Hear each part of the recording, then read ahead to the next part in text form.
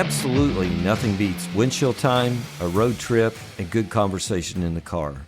Welcome to another episode of Dan the Road Trip Guy, where we have entertaining conversations about cars and road trips, life lessons, and maybe every now and then a little advice. I'm your host, Dan Neal, road trip extraordinaire, and now buckle up and enjoy the show.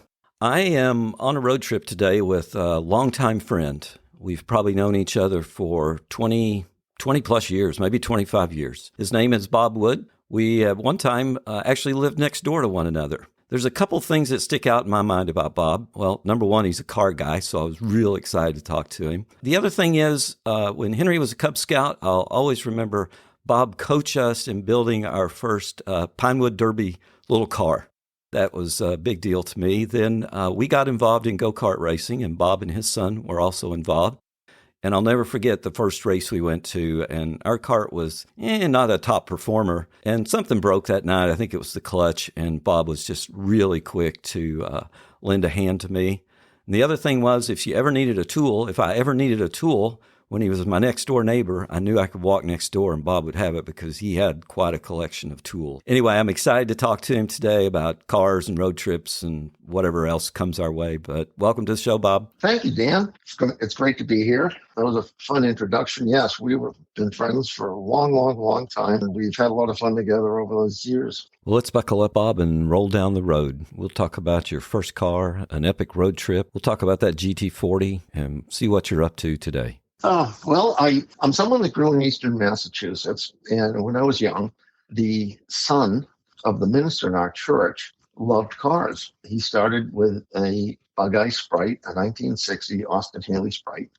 And there were days that my friends and I would be at the church, and the parsonage was right next door.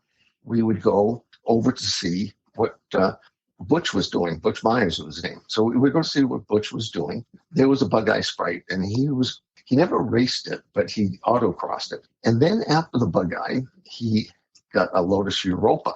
So that, again, this was back in the 60s. Sure. He got a Lotus Europa. After the Europa, he got a Shelby GT40 in 1965, one of the original Shelby Mustangs from the 60s. So that's what got me interested in cars. I loved the cars. It was just fun. It was fun watching him do things, then learning things. When I went to college, I went to an engineering school. I'm a mechanical engineer by degree. When I went to college, I was always looking to find a Bugeye Sprite, just for the fun of having a Bugeye Sprite. Okay. And there happened to be a Bugeye that was there. The owner had just bought the car, paid $150 for it, and I saw it. And I said to him, "Do you want to sell it?" He said, "Well, I just bought it." And I said, "I'll give you $200 for it." So again, this is the late 60s, probably 69 or 70. That was a lot of money back then. Sure. And particularly when you're in college. I got a Bugeye Sprite. That was my first car. And that's what really got me interested. The car was a 1960. This was, again, it was set in 1970. And the car needed a lot of work. And so I pulled the engine out, learned how to rebuild engines, learned what machining was to clean the crankshaft and to put in new bearings and new rings and to hone and to clean the cylinders. So I just got involved with cars at that point. I've always been interested in mechanical things, and that's why I went to college to become a mechanical engineer. It was always just fun for me to be working with automobiles. Yeah, you also, correct me if I'm wrong, you had a Formula Ford, which was a open-wheel race car. It was, yep. My first race car was a Lola T202 Formula Ford. My road trip that was great fun that I did way back when was to go to Jim Russell's International Racing Drivers School. It was in Canada, and we lived in eastern Massachusetts at the time. So I was going to go try to sneak away because my father had died only about 8 months before that. Yeah, how old were you at that time? I was 21. Okay. And so my father had died. My mother was not taking it well, but she decided she was going to go to Europe.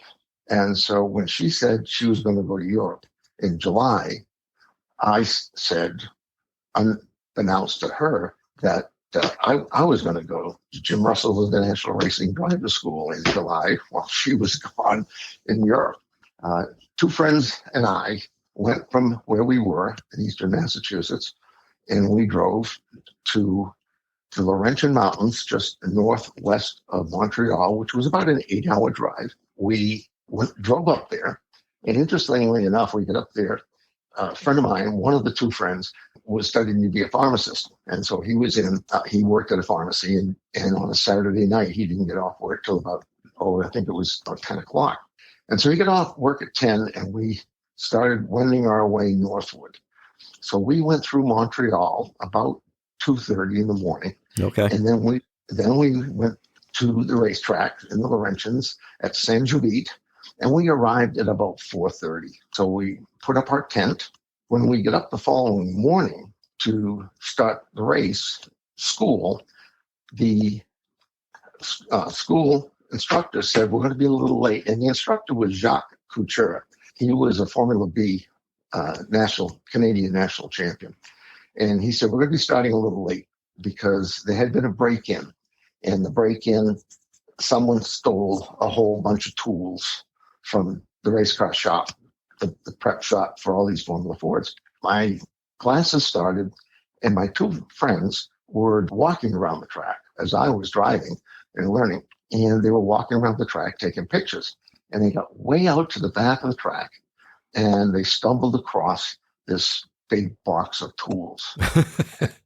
And so apparently what had happened is when we arrived at that early hour of the morning, we scared off the thieves who were stealing the tools, and they left the tools there. And so my two friends brought the tools back. Jacques Couture was most appreciative and left us with 2 cases of Labatt's beer. And we had never had Labatt's beer. And then we went from there. I did the school, came back down through Montreal, went to Expo 67, which was now, of course, 1973. We went down through there. That was a great road trip. Yeah. That I took with my friends. Yeah. Was that, what car did you go in? My mother's 1971 Buick LeSabre. There you go. She went to Europe and you borrowed her car. She went to Europe and I took her car. That's right. That's what happened. So she did find out that I was doing this because at the time I was doing a course at school called Safety and Design. And so I was going to do the safety of race car tracks. Of course, this was, again, almost 50 years ago, and there wasn't a lot of safety back then. Right. We were looking at different things about the track, Thompson, Connecticut in particular, which was very close to the house. And so we were looking at Thompson. My mother knew I was doing that, and my confirmation for Jim Russell's was sent to my house. And my mother saw Jim Russell's International Racing Drivers School, and thinking that it was something to do with the safety and design class. Okay. She opened it, and it said, thank you, Bob Wood, for your deposit on your school at Jim Russell's International Racing Drivers School. So, and interestingly enough, 30 years later, we moved to Cincinnati, and there's a guy in Cincinnati named Bill Broxick. I don't know if you know Bill. No, I don't. Yeah, but Bill has a race car shop. So I was at the shop one day talking to Bill about cars and things. I saw that he had some pictures of the Jim Russell driving school. And I said to him, geez, I went to the Jim Russell driving school. He said, when were you there? I said, I was there in 1973. Bill said, I was there in 1973 as one of the mechanics. And then we talked a little bit more. I said, well, you must remember then that the shop was broken into and the tools were stolen out of that shop. And my two friends were the ones who brought the tools back. And Bill Brossick said to me, Bob, those were my tools. Oh, my. Wow. Yeah. That's crazy. Yep. Huh. So did you start racing shortly after that then in your Formula 4, or was that a few years past? It was a couple of years. It was a couple of years later. Actually, at the time, I had a Lotus Elan. So you asked me earlier, what car did we take on the road trip? Well, we couldn't take the Lotus Elan and a tent and all that other stuff. Sure. And so I started racing. I sold the Elan, and it took a while to sell it. when I sold the Elan, I had the money for a Formula Ford, and it was someone who was getting out, and it was a car and a trailer and a few spare parts and some things like that. Sure. And so it was in 1975. I took the car to my SCCA driver school, which was required.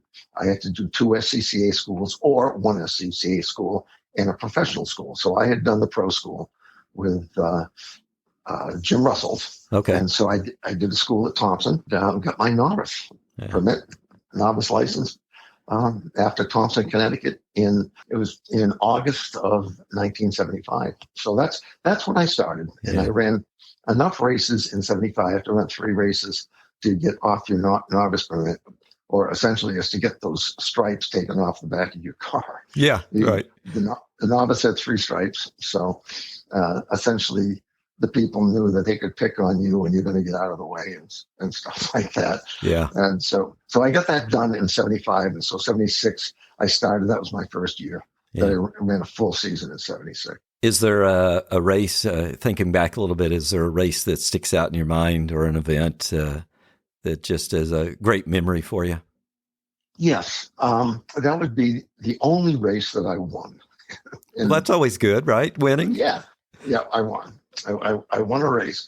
And being in the Northeast, there were just a whole bunch of guys, young guys, that wanted to be professional race car drivers and wound up being professional race car drivers.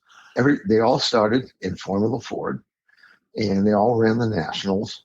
Not many regionals, but they ran the nationals. But these guys, Dan, was Michael Andretti and Jeff Andretti, sure. John Andretti, and Chip Ganassi raced in Formula Ford in the Northeast. Craig Seberg raced in Formula Ford in the Northeast. A guy by the name of Drake Olson. And all these guys went on to run Indianapolis, to run Daytona, to run Sebring as professional drivers. The problem wasn't so much of that they were that much better. I have a Michael Andretti story. I'll tell you in a minute. But the big deal, Dan, was that they had so much money. Sure. And so I would buy a set of tires at the beginning of the year. And because we're going clockwise in racing, the left-hand side tires are taking the beating. I would put on a new set of lefts, move the ones that were on the left to the right, sure, and have 2 fresh tires. Whereas Michael and Chip and these guys would come out, they'd have a set of tires for practice during the week. They'd put on a fresh set for practice on the race weekend. Then they'd put on a fresh set for qualifying on the race weekend, and then they put on a fresh set for the race. And fresh tires were always nice, and they were always fun to drive on. But my Michael story was we're at Bridgehampton. That's another thing, Dan. I was 30 years old at the time, and these kids were 18 years old. Yeah. Davy Jones. Remember Davy Jones? Sure, yeah. Yep. He was 18 years old, and we had a double race weekend at Briar. It was called Briar. Now it's called New Hampshire International. We had a double race weekend. I won on Saturday, and he won on Sunday. And I was 30 years old, and he was 18. Okay. So I was running against Michael, and we're at Bridgehampton. And so it just so happened that going out in the qualifying session, I just was in the paddock, and I lined up right behind Michael. And we had virtually identical cars. We had Van Diemen. He had a Van Diemen RF80. I had a brand new Van Diemen RF79. But they were virtually identical, just a couple of little changes on them. Off we started, came out of the paddock and got on the track. And we started going around doing qualifying. And if I just stayed close enough to Michael was going to be on the pole. There was no doubt about that. Right. If I just stayed close enough to Michael as we went out, I knew I'd be in the top 5. So out we went, and we started going faster and faster and faster. And I was staying on Michael. And we came to a turn, and he just kept going deeper and deeper and deeper. And I said, Michael Andretti knows something I don't know. And so I got on the brakes, and Michael didn't. And Michael whistled off the track. So Michael didn't know anything that I didn't know, but he had a spare car. If he had ripped off a couple of corners or something, he would just gone back to the paddock and pulled out his spare car. Sure. If that had happened to me, then I would have been out for maybe the rest of the season or something such as that. But those were great fun racing days. But it was, and the one race was at Breyer. It was a double race weekend, and I think I qualified third. And by not too many laps in, I was in the lead. Then and I won the race. So the next morning, we had qualifying for that day's race. And so I didn't go out in the practice session because I didn't want to wear out tires. I didn't have to. I was just going to wait for qualifying. Sure. And I didn't know that the timing and my distributor had loosened to the point that when I went out onto the track, the engine was just misfiring. So I pulled into the pits, tightened, found the problem, reset the timing, tightened the distributor, got back onto the track, and I only got 1 or 2 laps in. Tires weren't warm, and I was 10 seconds slower than I was the day before. When we got the grid sheet had me 7th on the grid instead of being 22nd on the grid. Okay. So they saw the 10-second difference and thought that must have been a mistake. And so they knocked the 10 seconds off and put me 7th on the grid. And I was able to pick up 4 places. And nice. I wound up finishing 3rd the second day. Very good. So, wow. That was a fun weekend. Yeah, thanks for sharing that. All right, I'm shifting gears a little bit. And for years, you had this car in your garage, Ford GT40. You'd start it up every now and then and make all of our windows rattle, I think, next door, which was great. You know, we love that in case you get out on the road. But tell us a little bit about the GT40 story. I was telling somebody about, my neighbor Bob Wood, and he owns the trademark for GT40, and they're like, what and how? And so I said, well, you'll have to listen in because I'm going to ask Bob that question. And I know you've told me the story before, but share what you can with my guests. And I know you have a couple partners. Essentially, when I was 14, 15, 16 years old, those were the glory years of the GT40s. And so I was this American kid who loved racing because of my association with my minister's son and the fun of the cars and things. And so I just always loved GT40s. Years went by. I was always looking to see if I could find a GT40 and buy one, but they just became brutally expensive. Sure. I had a friend that knew about these cars that were being made in England, that were being made after the original run of the GT40s. Okay. And so I was getting, it was back then, it was called Competition Press and Auto Week. Whenever I saw a GT40 for sale, I would check it off in the magazine or the paper. I still have those. I still have 30 years in my garage out here. And then I kept a whole record of what issue had what car in it. So I could go to it, and I thought, in the years when I can come up with a car or have the money to buy a car, that I will be able to track them down, not knowing at all that the GT40 would be what the car is. And so time passed. I had the ability to get one of the 40 cars that was made after the original run of cars, and those were the Saffer Mark Vs. Okay. I stayed in touch with Peter Thorpe in England, who made the Saffer cars. When all of the cars 40 were done, 20 of them were in the United States. And Peter said to me, because half the cars were in the United States, and because I facilitated the deals on 2 or 3 of the last cars, Peter said, I would like to have you have all the parts and everything for the cars in the United States. I spoke to my wife, Joanne, and she said that, no, we're not going to do that. I talked to John Sadler up in Canada. He said, nah, he wasn't interested either. So I talked to another friend, Ellis Hubbard, and Ellis is in Cincinnati. And Ellis said, let's go to England and look and see what we can get. And so he happened to be talking to Brady Pack. And Brady said, geez, can I just go along? And Ellis called me and said, do you mind if Brady goes? I said, no. So we went to England. Ellis drives a hard bargain, and it was never part of what Peter Thorpe was offering to make additional chassis. It was just to have the parts. And Ellis really knew that. I think what his thought was, well, hey, can we make chassis? Peter says, no, I'm not interested. Then Ellis thinking Peter's going to change the price or whatever. We wound up coming back. Brady and I were in our driveway right there on Elm Lane, Dan. Right. And I said, would you be interested, Brady, in doing this? He said, yeah, he would. So Brady and I did. And then John Sadler heard that we had actually done it. He wanted to be in on it then. So that's how we wound up getting Safra GT40 spares limited. Wow. And Peter Thorpe was making GT40s. And so was a couple of other companies. Tornado is one in England. Ken Atwell, I think it's KAB. The CAB was a company down in South Africa. So a lot of people are making these cars, and Peter wanted his car to be the genuine deal. So he had worked a deal with John Wilmot of JW Automotive Engineering. He worked a deal with them that cars would be made with successive serial numbers.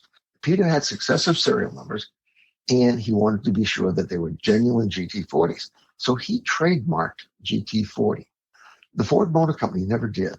They never did. Okay. No. Okay. All right. So here it is, Dan. Joanne and I are looking through things, and we're looking at trademarks of Ford just to see what they had and had not done. And Ford did not trademark Ford Falcon, Galaxy 500, Thunderbird, Mustang. They trademarked none of that until the early 80s. That's crazy. And yes, it was crazy. We would find a trademark for auto light spark plugs sometime in the 80s is when they did it. The only things that they trademarked the blue oval in 1903. Yeah. And they changed the blue oval, put to the script and did some things. And that was about 10 years later, 15 years later, maybe. They trademarked none of that stuff. So never would they have ever considered to trademark a race car, GT40, that raced, was done, and they were over and done with. And so none of that was trademarked. So Peter trademarked it when we bought everything, along with what we purchased was the trademark. We realized that when we got a call from South Africa, a company in South Africa, and they were making a car that was a replica. It was not a space frame. It was a space frame, rather. It was not a monocoque chassis. And they said, you have the GT40s. Can we get a license? And so it was at that point that we realized that the trademark had not been transferred to us. So we did some work, and that's when we got the trademark transferred to Safra GT40 Spares Limited in Ohio. Where are the parts manufactured today? Depends on what the parts are. Okay. The bell housings. We make bell housings, and the bell housings, the castings were done on Creek Road. Okay. Cushman Foundry, Creek Road. We would then take the castings. I would take them usually, put them in the back of my SUV, and I would take them over to Johnson Precision Machining. They were down still are. They're down at Ellis Hubbard, and they are down in Cleves. Ellis would machine the bell housing. The clutch package that we use, the clutch is a McLeod clutch, but the flywheel that we use is only 12 and 3/16 inches in diameter at the ring gear, which is a tiny flywheel. Yeah. Wow. And so we have a tiny bell housing. We have a tiny flywheel. Ellis makes the flywheels. They were engineered originally by Red Roberts and McLeod, and he made their MagForce twin disc 8-inch disc clutch fit onto a flywheel that they made, and then they took that flywheel and we reproduced the flywheel. The bell housings are made, cast in Cincinnati. They are machined in Cincinnati. The flywheels are machined in Cincinnati. We have all the body molds for all the body parts. If someone wants a body part made out of carbon fiber, the company is called Wolf Den. Okay. Wolf Den is up in outside of Columbus, and they do virtually all the work for the Indian Lights cars and some of the carbon fiber cars. Okay. And so if you want a car out of carbon, that's what will be done. In Cincinnati, if you just want fiberglass, then it was done by a company called The Glass Hand. And they're the ones who make all Frisch's Big Boy statues that's made of fiberglass. And the Glass Hand made those. And if you want something was a little more upscale in the way the vacuum forming the body, then that would be done by a guy who works in his own shop out in Indianapolis. Okay. Wow. Fun story. Thanks for sharing that, Bob. Well, another question for you, Bob. We're coming close to the end of our little trip here, and I really have enjoyed it. But if you could take a road trip with anyone today, living or deceased, who would it be? Where would you go? What would you drive? Maybe that Sprite, I don't know. What would you talk about? I have read John Wyer's book, That Certain Sound. It's a tremendous book about GT40s. John Etheridge was the first employee behind Wyer at Ford Advanced Vehicle. John Etheridge assembled my car. He assembled several of the other Mark V's. I've known John. John's passed away. John Wyer has passed away also. Okay. I met Jackie Stewart. He was a big Ford guy. So when Ford came out with Ford GT back in 2005, the reason the car is not called the GT40 is because Ford wouldn't pay us for the use. And you'll find stories that are, we demanded $40 million and all this. None of that stuff is true. Okay. That's for another time. But I've been on road trips. I've met these people and I've known them. And so I was thinking when you asked me to think about that, I think the one person that would be the most fun to go on a road trip with now would be Dan Neal. Well, I appreciate that, Bob. Well, I'll tell you why, Dan. Because you have spoken to many people, and you're doing this podcast about road trips. So you would have so many different stories of different and various things that I would find to be fascinating because you did. And so it would be learning road trip stories from someone who has a very diverse amount of road trip stories. And I think that would be the most fun. Well, I appreciate that. That's an honor coming from you. And yep, I've now got about 47 road trip stories, I think, tucked away and have my own too. But yeah, I appreciate that. So tell me one more thing. Anything, you're a little bit older than me, but we don't call ourselves old. We're just getting older. Anything on your bucket list that you want to knock out in the next little bit? Oh, yes. I would like to go to some of the venues where the GT40s raced in Europe. I would like to go to Spa, and where GT40s obviously raced at Spa. They raced at Silverstone. GT40s did not race at Monaco, but yeah, those would be some places that I would like to go and see a vintage car race. The one real big bucket list is the Goodwood Revival in England. Okay. It is a long weekend, 4 days of those cars that were racing then, racing now. The drivers who are driving them, Dan, you just cannot believe how they will thrash around a $50 million Ferrari 250 GTO. And there's someone wants to see something, go to YouTube, Kenny Brack, and it is raining and Kenny's in a GT40. Okay. And watch Kenny Brack's hands and listen to that engine. Yeah. And watch how he is driving that car. That would be a bucket list. I would like to go. And we tried. We were going to go last year, but a couple of things just came up, and so obviously we didn't do it. But I would say yes. I'm Goodwood. sure you can get. I'm sure you can twist Joanne's arm a little bit and end up in Europe. I hope so. Yeah. Well, say, Bob, this has been a pleasure for me. We haven't seen each other. Well, we saw each other last summer here in beautiful Marymount, but we don't see each other like we used to. But I really appreciate you coming along on this ride. And before we leave, you mentioned you have this Saffer GT40. You have a little company. And you can not only buy parts there, so for those who don't have a GT40, they can also go check it out. But tell us how to find that. It is www.gt40.com is our website. We have one of John Sadler's associates up in Canada loves guitars. He has this boutique shop that he uses. And this boutique shop's called Hoodoo Guitars. They make an absolutely magnificent guitar. Yeah. And they have made a GT40 guitar that looks just like a GT40. You hold it up and you look with the neck away from you, and you're looking at the body, and it looks as if you're looking at the front of a GT40. Very cool. So we have guitars and watches, high-end watches, and we're going to be coming out with some bags and things, shading kits for men and stuff, all GT40. Of course, we have hats and mugs and lapel pins and those things, but it's www.gt40.com.